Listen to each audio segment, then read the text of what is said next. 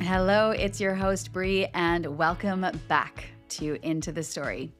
In last week's episode, Hadar Shemesh shared a story about a moment where she knew something had to change in her business, and then what it really took to make that decision. Now, in today's episode, we keep the conversation going. We talk about why decision making is so hard and what gets in the way when we are stuck between logic and intuition. If you have ever found yourself overthinking, delaying, or just afraid to act on a decision that you know you have to make, this one is for you. Okay, let's get into my conversation with Hadar. What do you think it is, this feeling of really wanting to delay making a decision? Like, Mm. why is it that when something is happening in our life that we know just isn't quite right, why is it so hard to make that decision? And why do we delay it? What are your feelings or insights? Yeah. I think on the one hand, it's like sometimes we don't trust ourselves to make the right decision. And, like we talk to people, we ask ChatGPT, we Google it, we research it, we try to kind of like get some kind of external validation that what we want or, like the direction that we think we should go is the right direction. And there's no such thing, right? Like it's not possible. So I think that not have like trusting your decision making or your intuition is one big thing. And another thing is I think the fear of regret, like being afraid of regretting making that decision, not wanting to take that responsibility, not wanting to feel guilty for making that decision. I recently 2 years ago I moved to Barcelona. Um and there is so much at stake when you think about moving your family to a new place and the outcome and the responsibility, and will my daughters be happy, and how will my parents feel when I leave them behind me, and will I be able to stay in touch with my family and friends, like all these things that are kind of like in your head thinking about what it might mean making that decision. And it's the fear of things going wrong and then regretting it and then feeling like, oh, now it's too late. But here's the thing, like, I don't think it's ever too late. Every decision that I make, even like, I don't believe in wrong decisions. I just don't. I feel like once you make a decision, that's it. That is the right decision for you. And there is no other option. So for me, like, I really don't like to go back and be like, oh, I should have done this. I should have done that. It's funny because I do that with small things. Like if I order a certain dish in the restaurant, right? Like an appetizer. And I was like, shit, I had to, sorry if I can curse, but crap. I should have ordered the other thing. So like I spend that kind of like in inefficient decision making on the small things, but with the big things, I feel like once I make a decision, if I try to do, go back and redecide or overthink the decision, it's such a waste of time and energy. And also like it's not fruitful. It's not helping me. I've already made the decision, right? Like it doesn't help to be like, "Oh, I should have done this. I should have done that." Yeah. It's such a yeah, it really kind of like kills your ability to decide in the future because you're constantly, dismissing your ability to decide, if that makes Absolutely. sense. No, that makes perfect sense. And I think that for those of us out there who have found ourselves in a place where we knew we had to make a decision, but then we didn't, that is a decision in and of itself. If you're not Yeah, deciding to do something, you're actually deciding to do something else. And right. this idea of not going back and, reconsidering the decision, I think it's so important because really, imagine that you had moved to Barcelona and you got new information and it wasn't what you thought or something happened. You always have the right to change your mind. And I think a lot of us 100%. feel like Yes. we don't have that luxury, that we can't do make a decision and then change our mind. We're allowed to do that. I think that makes it a lot less scary. I agree, like, absolutely, and I think that people need to remember it, and, like, remember, we're free people, we can always go back, worst case, we lose some time, we lose some money, that's part of life, right? Like, how would you know unless you try? And I see that in my business a lot. Like, in my business, I have a really good skill of, like, deciding really quick. So we would be in a team meeting and my team was like, "Should we do this? Should we do that?" And usually I feel like I have a very strong feeling about what's right and what's the right direction to go into. Mhm. And sometimes I can't explain why that is, right? So I would have like a back and forth with a team member who's like, "Wait, but why? Like, but this doesn't make sense." I was like, I don't know. I just know that this is the right decision. I just feel that this is the right decision." And I used to be embarrassed to say that, right? Like I would be like, "Unless I have data, unless I have," so I would kind of like come up with reasons for why that is. And it would kind of like I would wing it. And usually sometimes it would work and sometimes I would not be able to convince them. Um, but still, if I make the decision, I make the decision. But I think that sometimes with decisions, especially for some people, like that strong sense of this is what we need to do, even if I don't have the data and I don't have the exact justification for why to do that. Like, I think it's so important to listen to it because it is such a critical skill, to have, and I think that has saved me a lot of time, and also, like, I do think that ultimately, even though not all my business decisions have been great, I think for the most part, I do have a strong sense of what's the right thing to do, what the right thing to do is. Yeah. What would you say then to someone who finds themselves either someone who just they identify as being not decisive, or right now they have that feeling that you had that night at 2 a.m. was this just Mm. isn't working. What would you tell them to do? So, I just had a conversation with someone who was in a relationship, and they were in a relationship with someone else who was making all the decisions. So, my friend said to me, like, I don't even know how to make decisions anymore because I didn't need to make decisions, right? Like, I haven't had the need to make decisions for so long. How do I start?" And what I told her was that you have to start small. Like, you have to start with recognizing, because we have to make a lot of micro decisions every single minute, right? Should I go here? Should I go there? Should I spend my time like this or like that? Should I call? Should I not call? Should I text? Should I not text? Right?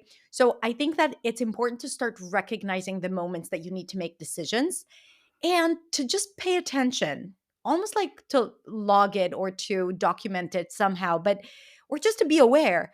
How long do you spend making micro decisions? So for that person, like texting someone else, like took a few minutes. Whereas I'd be like, why are you spending so much time? Yeah, but if I say this, then it would sound like that. It doesn't matter. Like, if the impact is not that significant, so reduce the time that you're investing making that decision, almost like a budget. It's kind of like you're investing time in making a decision.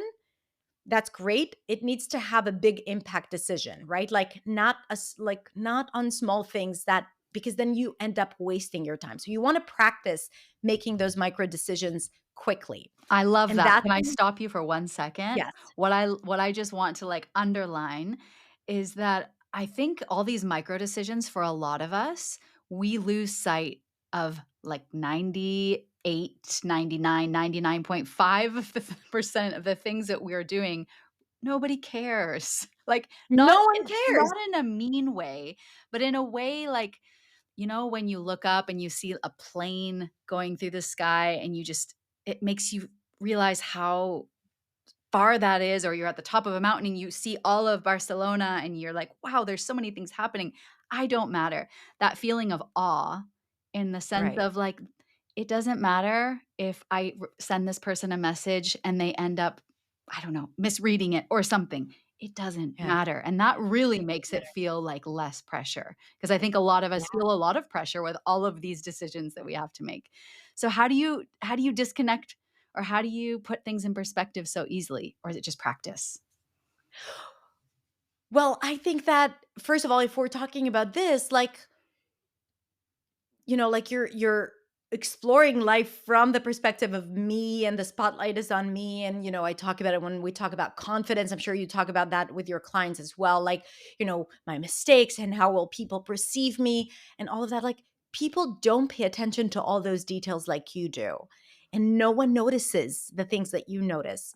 In the amount of time and energy and effort that we put into anticipating what people might need or how they'll respond. It's like it's such a waste of time because it's not the case. People think about themselves usually, and when you speak, they are thinking about usually other things because that's how the human brain works. And they pay attention to part of what you're saying and they don't notice all your mistakes.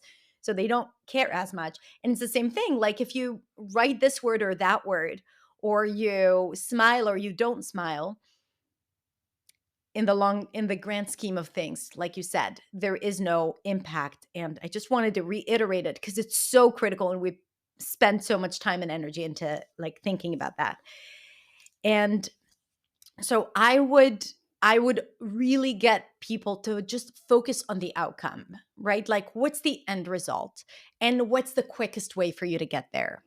And this is really like this has led me with any decision that I want to make, always operate from the future, right? Like if I want this, if this is the experience that I want to have in 6 months, or these are the results that I want to see in 6 months, then what do I need to do now? What do I need to let go of? What do I need to take action on so that this is going to be my reality in 6 months or 3 days or 10 years, right?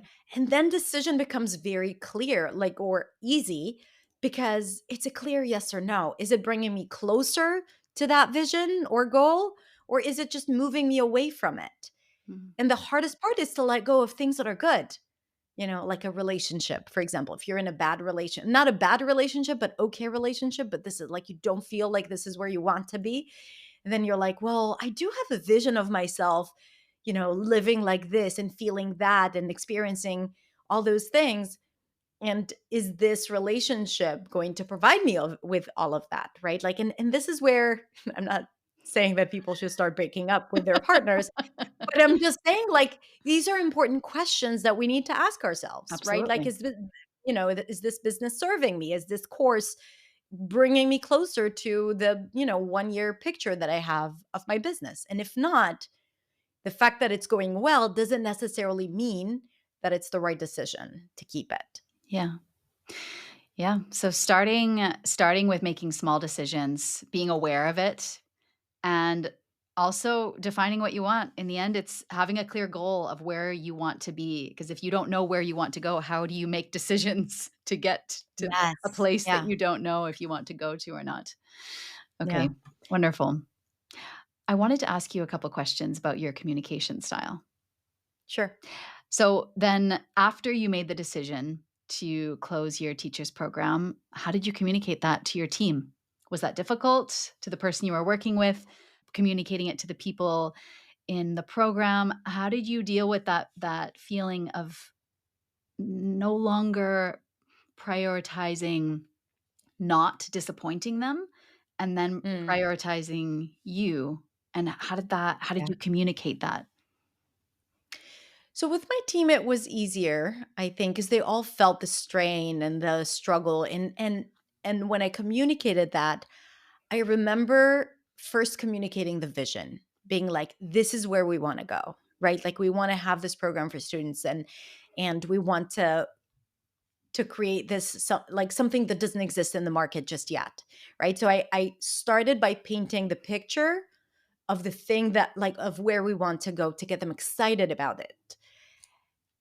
And then I said, like, to get there, it's going to be impossible to do all the things that we're doing now. And this is why, like I think the best next step for us would be to close this membership. So with them, it was easy because they knew that this was something that we kept postponing and we never gotten to do it. And like I think it was also somewhat of a relief for them as well. Yeah. And I also said, like, we have all this content, we can repurpose it, we can come back to it when we have more capacity, more team, like a different time. So that was kind of like, okay, like there is promise, there is disappointment, but there is clarity about the path. And I think that as long as there is clarity around where we're going and I feel confident and I communicate confidence, then, they will follow, even if it's difficult. Yeah. And I can say that like we've made a lot of big changes in my company over the past few years, whether it's like structural changes or platform changes or, like me moving to Barcelona and like changing some things around that.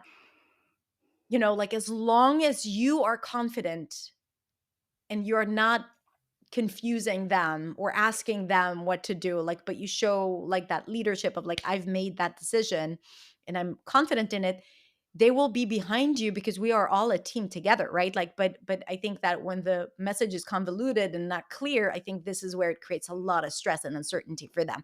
Like, what does that mean? Will I lose my job? Like, will this mean, right? So I think Mhm.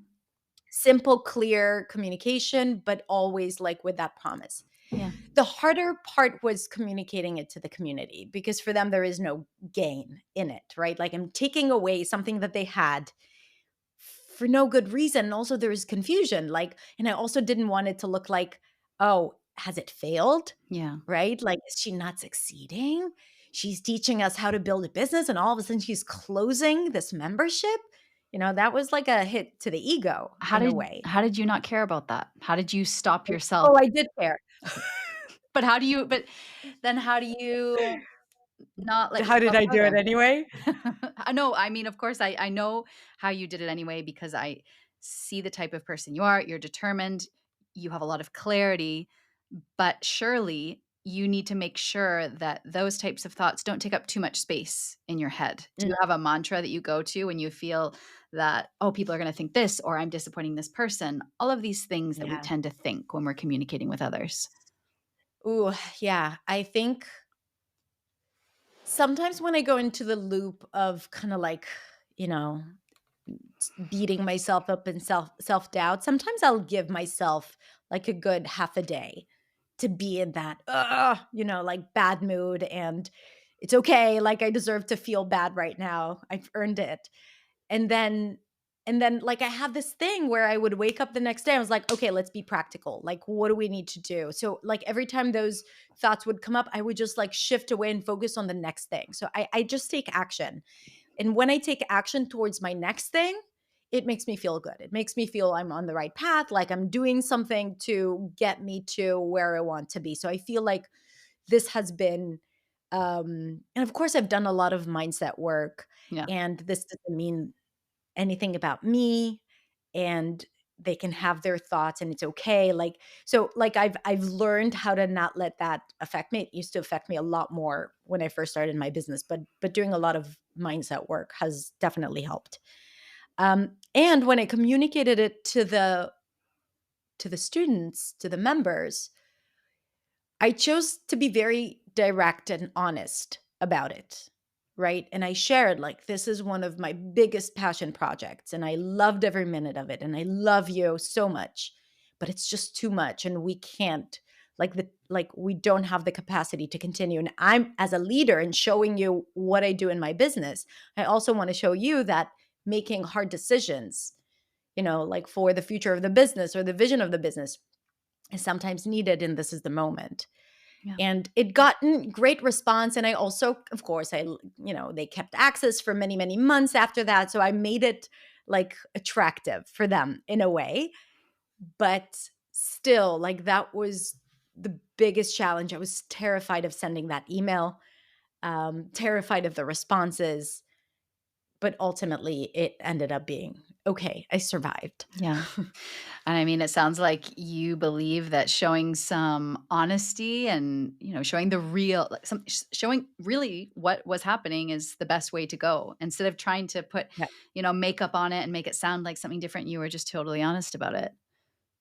Yeah, because people know. They Yeah. notice. They can tell, right? Yeah. Like, they can feel it, they can tell. And also, like, this is, you asked about my communication style. So open and honest, direct, no BS, right? Like, I feel this is who I am in my real life, and this is how I want to show up Yeah. in my business, and it has always paid off for Mhm. the most part. My closing question is, what is the worst advice that you have ever been given? Ooh, that I've taken as well, or just I ever been mean, given? you could you don't have to have taken it. You could have taken Mm. it, but Ooh, it's hard for me to think of something. I need to, like, no, I I'll would say tell you why. it's hard. Mm. Everyone struggles with this. Struggle with it. It's hard. 'Cause I feel like the moment I get bad advice, I'm like, "Pff," like, it's not even on my radar. I'm like, "What?" And I'll tell you something else, like, it's hard for me to get advice because I feel like as someone, which is bad, right? Like, I don't think it's a good thing. But as someone who has a very strong internal voice, right? Like, when people try to recommend what to do, I'm like, "I got this. I know what to do already." Like, this is really, um Well, then maybe just some bad advice you've heard floating around out there that sticks out for you that you were like, um, "Pff, that is so not me. Thank you. Goodbye." yeah, I think anything related like, I know it's gonna sound corny, but, like, and maybe that is, like, the bad advice that I've heard and was given is, like, to really show up in a very polished, quote, unquote, "perfect way," right? Like, so to have my, feed perfect on social media and content perfect and, like, all of those things, like, I think that this is something that um I've heard, again, like, it's inconsistent, but there are people who are, kinda like, if it doesn't look professional or if you make mistakes, it's gonna make you look really bad and not professional, right? Like, as a teacher, especially as a teacher, I'm a non-native speaker of English. Like, if I were to have a typo on one of my videos or a grammar mistake in one of my emails, right? Like, it could reflect in a really bad way. And I think that the bad advice is to let that lead me first, right? Like, to make Yeah. sure that it's always, like, perfect. Otherwise, you're going to look bad as a teacher. Cause I did hear that, Mhm. when I first started and people were saying that. And I feel like, first of all, I can't control mistakes because they are mistakes. Like, we do have a very, very good system of, like, a lot of revisions for everything that we put out. But sometimes, like, things happen, and if you obsess over perfection, then it's so limiting, and it's so counter creative, right? Like, it doesn't leave you Yes. room for creativity or freedom and exploration, and this is where I live mostly. So I feel like not taking that piece of advice was a good thing for me. Yeah, absolutely. That really resonates with me because I find myself struggling with perfectionism. And I Mhm. see so many people who struggle with perfectionism. Not that I'm perfect by any means, but that I expect such high standards and it stops me from doing things. And those are the Yeah. things that I regret, the things that I didn't do because I didn't have it perfect, so Mhm. I just didn't do it. Or I spend too much time on certain tasks. I want them at a certain standard when, going back to what we talked Right. about earlier, it really doesn't matter. Nobody would have noticed. But Exactly. yeah. Yeah. And again, like, it's all a matter of time and energy, and, like, how much time are you willing to put into those small things that are low leverage Yeah, things, right? Like, or tasks. Yeah. absolutely. Well, thank you so much, Hadar, for coming on the podcast and telling your story about a moment that you made a decision and just for sharing your energy. You have such a strong energy and this decisiveness. I love it. I want to bring it into more of what I do. I'm sure there are people listening who are going to take something from it as well. And just thank you so much. I really enjoyed our conversation. Thank you so much, Bree, and thank you for inviting me. It was such a pleasure talking to you. I just loved this conversation with Hadar, not just because she's very wise and honest, but because she reminds us that clarity doesn't always come before the decision. Sometimes we just need to make the decision. If you want to hear more from Hadar, you can follow her on Instagram at hadar.accentsway or YouTube at Accentsway English with Hadar. And if you use English at work and you want to speak in a way that's clear, confident, and makes people listen, join my newsletter at intostory.com. That's where I share tools and ideas to help you communicate with impact, especially in high stakes, high pressure moments like meetings, interviews, and presentations. Thank you so much for being here. Until next time, I hope that you have a good time, or at least a good story to tell.